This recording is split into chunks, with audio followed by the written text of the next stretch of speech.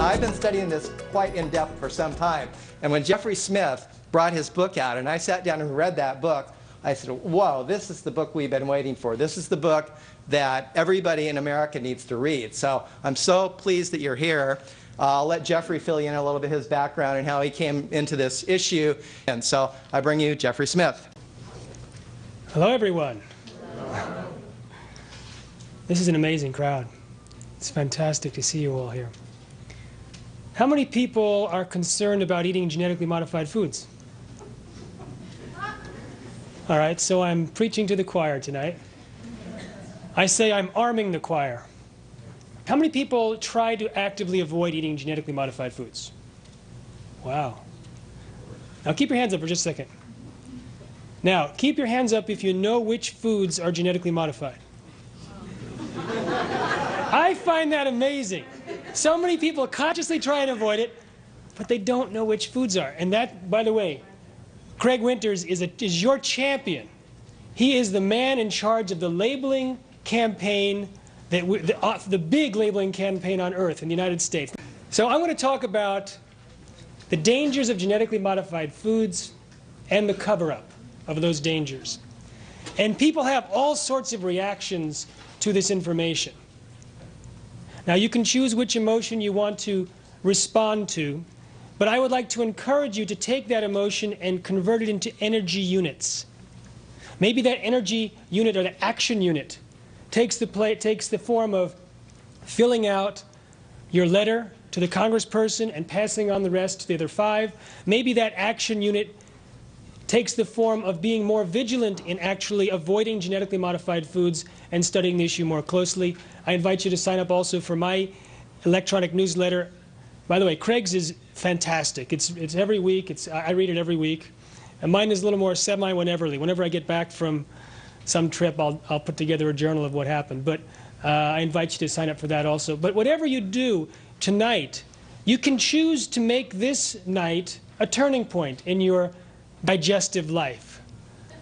You can choose for tonight to be a turning point in your choices. And so you can take that energy, whether it be fear or anger or sadness, and you can flip it. And you can flip it to the energy of empowerment. The energy of I'm in charge of what I am eating.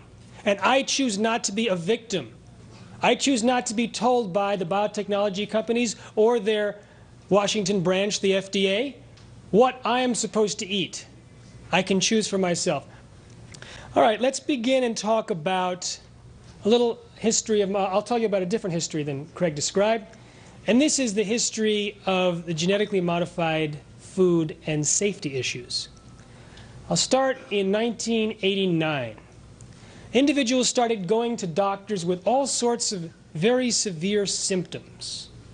They had incredible pain, greater pain than the doctors had ever seen in their entire careers. Hair was falling out, there was memory loss, there was muscle weakness. Some people had their muscles tighten up and uncontrollably lock. The skin became leathery and painful. And the doctors were baffled. They had never seen this set of symptoms. Or maybe they thought it was something else like fibromyalgia because there was muscle pain involved. But they weren't sure. The doctors that did blood tests noticed an unusual signature of this disease. A white blood cell called the eosinophils, the count was huge. Some doctors had the initiative to look in the literature and said, who knew a lot about eosinophils? And a name kept coming up over and over again, Jerry Gleick. And Jerry Gleick was from the Mayo Clinic, and he was one of the national experts on eosinophils. So this one doctor who I interviewed from New Mexico, he called Phil Gleick, and Phil said, you know, you're not the first doctor that called me about this set of symptoms with elevated white blood cells. Call this other doctor in New Mexico and see if their patients have something that's similar in their histories.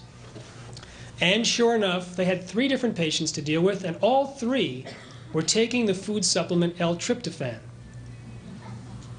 L-tryptophan, it's an essential amino acid. It's in turkey, it's in milk.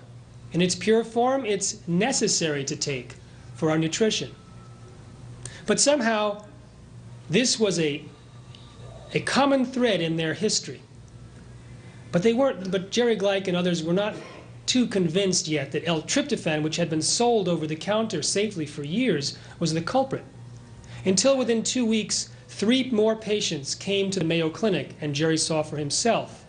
One was rolled in, they had to breathe through with a respirator, and all 3 were taking L-tryptophan. He called the Center for Disease Control and said, "It's out there and it's deadly." What they found, once they put the news in the newspaper, once it was in the New York Times, all of a sudden these doctors started getting calls from all over the country. Hundreds, thousands of people in the United States had these symptoms, were taking L-tryptophan, but were not diagnosed. The doctors and the patients did not know there was a deadly epidemic throughout the United States. 5,000 to 10,000 people ultimately got this sickness. Some were permanently disabled. About 100 died. And it was all from taking this food supplement, L-tryptophan. So what was it about the L-tryptophan? Well, some wanted to argue that it was L-tryptophan itself. But consider this. All the people that got sick were only consuming one of the 6 brands in the United States. They were all produced in Japan, but only the Showa brand was causing sickness. And it had some contaminants in it that the others didn't. So this concept that it was tryptophan itself, we'll throw that out. Then they found out that this company was genetically engineering the bacteria to produce the tryptophan more economically. And they had introduced a strain on December 24th, 1988. But 2 weeks later, they changed the filter method on their manufacturing process, reduced the amount of carbon, which could have allowed more contaminants to get through. This was the key for the biotechnology industry to jump on its excuse and say, aha, it wasn't genetic engineering, it was the change in the filter. And that's what got them off the hook. This sleight of hand saying, no, it wasn't. They didn't talk about how those contaminants could be in there. Originally just said there was a change in the filtration process. In my book, I bring out some research that was compiled from an 8-year investigation from a friend of mine. It couldn't have been, this was actually from the FDA representative to my friend Bill. The FDA representative said, it has to be something other than the genetic engineering of the strain, because we know of at least of a dozen cases that occurred before the epidemic, which surfaced in May of '89. So this raises the question. And the person from the FDA said, so it was before the genetic engineering of the strain, which was introduced in December of '88. My friend found out from a confidential document from lawyers involved with the lawsuit, which was eventually settled for $2 billion, that this bacterial strain that was introduced on December 24th, 1988 was called strain 5. Strain 4, strain 3, and strain 2, since 1984, were genetically engineered. Moreover, it wasn't just a dozen individuals that got the disease before the outburst of the epidemic. It was hundreds. Hundreds got this disease between 1984 and the outbreak of this epidemic. So what does that do to the change in filter story? Can throw that out. Because for 4 years, people were getting sick before the filter was changed. But only from the genetically modified bacteria produced by Showa. So it's almost certainly the genetic engineering of the strain which caused the problem. Now, my friend who discovered the fact that earlier strains were genetically modified was shocked that the FDA didn't know this information. They're the ones that told him in 1994 it must be something else besides the genetic engineering, because these incidences occurred before the engineering of the strain. But he was looking at that same document, this confidential document that a lawyer entrusted with him that described all of the stages of modification, and his eyes rose to the top of the page, and there was a fax imprint. Food and Drug Administration, 1990. They knew. They knew and kept silent about the fact that the earlier cases of this disease were from genetically modified bacteria from the same company. In fact, if you read the actual testimony before Congress by the FDA's representative describing, supposedly, the cause and ramifications of this epidemic, they never told Congress it was genetically modified. They never mentioned the word.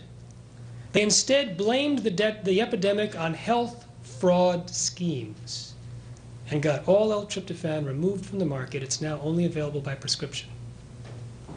Now, it took a series of coincidences and good luck to track the fact that this epidemic came from L-tryptophan. Remember, there was that signature. The eosinophil count was very high. A rare set of very serious symptoms. Symptoms which came on soon after these individuals were taking the pill L-tryptophan. So there were three characteristics: acute, rare, and fast onset. Imagine if only one of these were not there. Let's say it took 10 years to develop this sickness. The L-tryptophan would still be on the market, right? Let's say it was mild symptoms, like frequent colds or memory loss, or memory loss. It would still be on the market. Let's say it were common ailments like cancer or heart disease or lymphoma or diabetes or obesity. You think they would rush people together and say, find out the history, find out what you're doing and someone else is doing? And since there's so many things that can contribute to these other problems, you think they'd be able to sort it out? It's doubtful. So what about the other thousands of products on the market that are created from genetically modified crops or bacteria or fungus? Might they be creating a problem that we don't know about and are not looking for? We know that food-related illnesses in the United States doubled between 1994 and 2001, at a time when a lot of new genetically engineered products were being introduced. I read last week that someone was very concerned in Russia about genetically modified foods because in the last 3 years, allergies skyrocketed, as they have in the United States. An interesting coincidence, when genetically modified soybeans were first introduced into the United Kingdom, soy allergies in that country skyrocketed by 50%. Now, we know that the genetically modified soy, according to Monsanto's own research, has an increase in an allergen called trypsin inhibitor. So it has an increased allergen. But no one has done the tests to see if there are more allergic reactions to those taking genetically modified soy versus those taking conventional soy. So what's different between the genetically modified soy and the conventional soy? Why would it have increased trypsin inhibitor? It's only supposed to have one added trait. The added trait to 80% of the soybeans grown in the United States is called herbicide resistance. You see, Monsanto found a bacteria growing in a dump site behind their factory that was resisting death by their herbicide called Roundup. And they said, this is a great thing, let's put it in the food supply. So they found out what protein in the bacteria was causing this bacteria to survive. They found out which gene in the bacteria was creating that protein. They snipped it out. And typically, the way that you create a genetically modified product is you change the DNA, you change the genetic code, you add a few other things to it, you put it on a bunch of little microscopic BBs of gold, you put it in a gun, a gene gun. And you blast a 22 caliber blast into a plate of cells and hope that some of your genes get in some of those cells' DNA. This is their precise method of insertion. And you don't know exactly where in the DNA it ends up. And the concept, the building foundation of genetically modified foods is that all you're doing is adding one trait, one gene to create one protein to create one trait, and everything else is fine. In reality, when you do that blasting, you can create all sorts of problems. There was a gene chip that monitored gene expression in the DNA at a time when the insertion occurred. Compared to prior to insertion, 5% of the host's genes were disrupted.